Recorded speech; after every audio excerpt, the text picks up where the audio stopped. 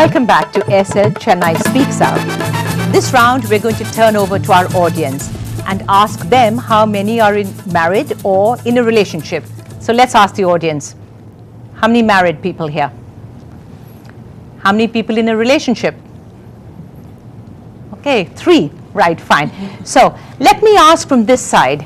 For the people who are in a relationship, maybe the young lady up there, do you realize what kind of rights you have in that relationship? Not really, but since I do not go through any kind of abuse, maybe the day I, go through some kind of abuse, I think I would, ask somebody about the rights I have.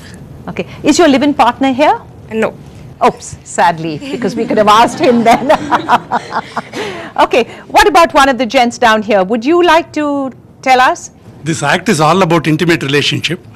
And unleashing police, courts, advocates and everyone inside the bedroom will only destroy the system of the family. So the second thing is the abuses are not well defined. Even Gandhiji's mantra of keeping silent for 4 days is considered as a violence here. Okay, but I think it's pretty well defined really. We had Sheila Jayprakash here telling us exactly what it is. It is called emotional violence. If you don't talk to your partner for 4 days, then they call it as a emotional violence.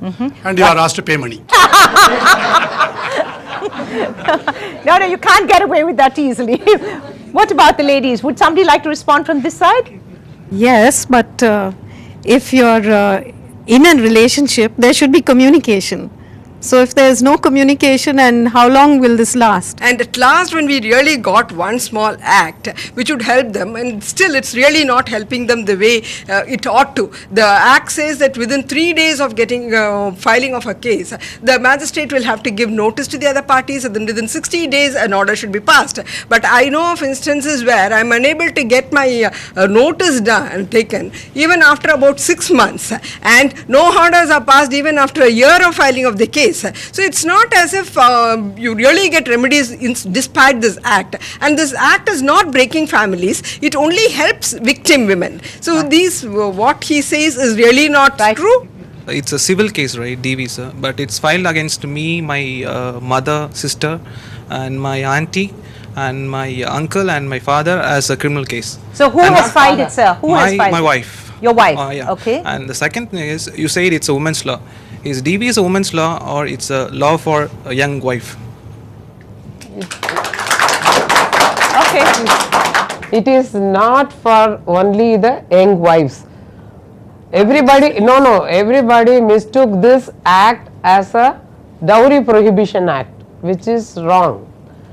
This is a civil act which provides protection for the women alone. That's what I want to tell. But it is a fast track act, but our friend has told that it is also taking its own time to settle. But as per act, I think it has to be settled within 60 days, and it gives protection to the women.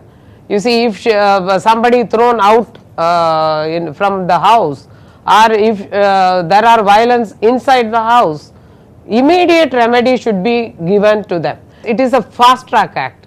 It will provide immediate remedy. The protection officer has to take cognizance, and there used to be like a bridge between the people, that is the shelter, the law officers, that is the police if you want, or magistrate or anybody else, or if she wants some place to stay for safe custody, that can be arranged. So these are all the type. It is not like a dowry prohibition act, right, where everybody should be drawn inside the police station and interrogated. Yeah, this is right, not like that. But if you can explain to us, yes, in my case, as you said, there was a protection officer. She inquired us and she said there is no fault in our side, and they really and after that I don't know what happened to that case.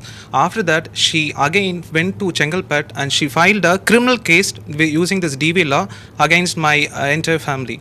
So here I am questioning why my mother, my sister and my auntie, they are also women. They are not protected by this law. Only my wife, she already misused it, and it has been pointed out by one of the protection officer which you have appointed, but she misused it and she filed it again in Chengalpet, and she is wanting us to go to that case. It's a criminal case. You didn't answer me whether it is a civil or a criminal. And is it civil or is it criminal? Let's ask, civil. maybe But let's ask